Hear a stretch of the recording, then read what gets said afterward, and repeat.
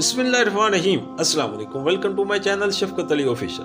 امید کرتا ہوں کہ آپ سب لوگ ایمان کے اعلیٰ درجے پہ ہوں گے۔ سورت بقرہ کی آیات نمبر 30 کا ترجمہ۔ پھر ذرا اس وقت کا تصور کرو جب تمہارے رب نے فرشتوں سے کہا تھا کہ میں زمین میں ایک خلیفہ بنانے والا ہوں۔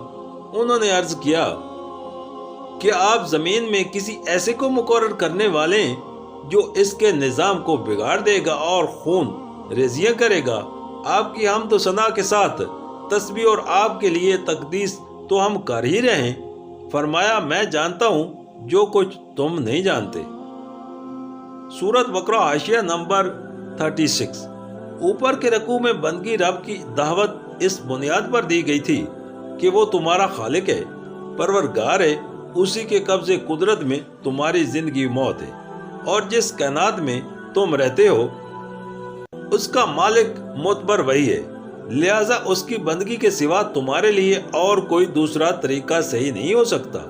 اب اس رکوع میں وہی دعوت اس بنیاد پر دی جا رہی ہے کہ اس دنیا میں تم کو خدا نے اپنا خلیفہ بنایا ہے۔ خلیفہ ہونے کی حیثیت سے تمہارا فرض صرف اتنا ہی نہیں ہے کہ اس کی بندگی کرو، بلکہ یہ بھی ہے کہ اس کی بھیجی ہوئی ہدایت کے مطابق کام کرو۔ اگر تم نے ایسا نہ کیا اور اپنے ازلی دشمن شیطان کے اشاروں پر چلے تو بدترین بغاوت کے مجرم ہوں گے اور بدترین انجام دیکھو گے۔ اس سلسلے میں انسان کی حقیقت اور کائنات میں اس کی حیثیت ٹھیک ٹھیک بیان کر دی گئی ہے، اور نوع انسانی کی تاریخ کا وہ باب پیش کیا گیا ہے جس کے معلوم ہونے کا کوئی دوسرا ذریعہ انسان کو میسر نہیں ہے۔ اس باب سے جو اہم نتائج حاصل ہوتے ہیں وہ ان نتائج سے بہت زیادہ قیمتی ہیں جو زمین کی تہوں سے متفرق ہڈیاں نکال کر اور انہیں قیاس و تخمین میں سے رابطہ دے کر آدمی اخذ کرنے کی کوشش کرتا ہے۔ سورت بقرہ حاشیہ نمبر 37۔ مالک کے اصل معنی عربی میں پیغمبر کے ہیں۔ اسی کا لفظی ترجمہ فرستادہ یا فرشتہ ہے۔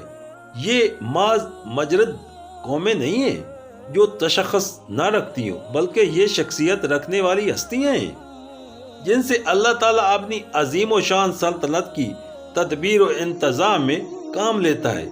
یوں سمجھنا چاہیے کہ یہ سلطنت الہی کے اہلکار ہیں جو اللہ تعالیٰ کے احکام کو نافذ کرتے ہیں۔ جاہل لوگ انہیں غلطی سے خدائی میں حصے دار سمجھ بیٹھے، اور بعض نے انہیں خدا کا رشتہ دار سمجھا اور ان کو دیوتا بنا کر ان کی پرستش شروع کر دی۔ سورت بقرہ حاشیہ نمبر 38۔ خلیفہ وہ جو کسی ملک میں اس کے تحفظ کردہ اختیارات اس کے نائب کی حیثیت سے استعمال کرے۔ خلیفہ مالک نہیں ہوتا بلکہ اصل مالک کا نائب ہوتا ہے۔ اس کے اختیارات ذاتی نہیں ہوتے بلکہ مالک کے عطا کردہ ہوتے ہیں۔ وہ اپنے منشا کے مطابق کام کرنے کا حق نہیں رکھتا بلکہ اس کا کام مالک کے منشا کو پورا کرنا ہوتا ہے۔ اگر وہ خود اپنے آپ کو مالک سمجھ بیٹھے اور تحفظ کردہ اختیارات کو من مانے طریقے سے استعمال کرنے لگے، یا اصل مالک کے سوا کسی اور کو مالک تسلیم کر کے اس کے منشا کی پیروی اور اس کے احکام کی تعمیل کرنے لگے، تو یہ سب غداری اور بغاوت کے فعل ہوں گے۔ سورت بقرہ حاشیہ نمبر 39۔ یہ فرشتوں کا اعتراض نہ تھا بلکہ استفہام تھا۔ فرشتوں کی کیا مجال کہ خدا کی کسی تجویز پر اعتراض کریں۔ وہ خلیفہ کے لفظ سے یہ تو سمجھ گئے تھے کہ اس زیر تجویز مخلوق کو زمین میں کچھ اختیارات سپرد کیے جانے والے ہیں، مگر یہ بات ان کی سمجھ میں نہیں آتی تھی کہ سلطنت کائنات کے اس نظام میں کسی با اختیار مخلوق کی گنجائش کیسے ہو سکتی ہے، اور اگر کسی کی طرف کچھ ذرا سے بھی اختیارات منتقل کر دیے جائیں گے تو سلطنت کے جس حصے میں بھی ایسا کیا جائے گا وہاں کا انتظام خرابی سے کیسے بچ جائے گا۔ اسی بات کو وہ سمجھنا چاہتے تھے۔ سورت بقرہ حاشیہ نمبر 40۔ اس فکرے سے فرشتوں کا مدعا یہ نہ تھا کہ خلافت ہمیں دی جائے، ہم اس کے مستحق ہیں، بلکہ ان کا مطلب یہ تھا کہ حضور کے فرامین کی تعمیل ہو رہی ہے، آپ کے احکام بجا لانے میں ہم پوری طرح سرگرم ہیں۔ مرضی مبارک کے مطابق سارا جہان پاک و صاف رکھا جاتا ہے، اور اس کے ساتھ آپ کی حمد و ثنا، آپ کی تسبیح تقدیس بھی ہم خود ادا کر رہے ہیں۔ اب کمی کس چیز کی ہے کہ اس کے لیے ایک خلیفے کی ضرورت ہو؟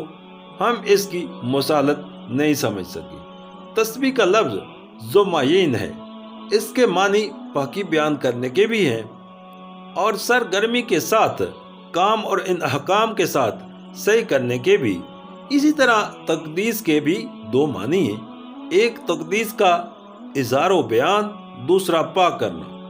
سورۃ بقرہ حاشیہ نمبر 41 یہ فرشتوں کے دوسرے شبے کا جواب ہے، یعنی فرمایا کہ خلیفہ مقرر کرنے کی ضرورت و مسالت میں جانتا ہوں، تم اسے نہیں سمجھ سکتے۔ اپنی جن خدمات کا تم ذکر کر رہے ہو وہ کافی نہیں ہے، بلکہ ان سے بڑھ کر کچھ مطلوب ہے۔ اس لیے زمین میں ایک ایسی مخلوق پیدا کرنے کا ارادہ کیا گیا ہے جس کی طرف کچھ اختیارات منتقل کیے جائیں گے۔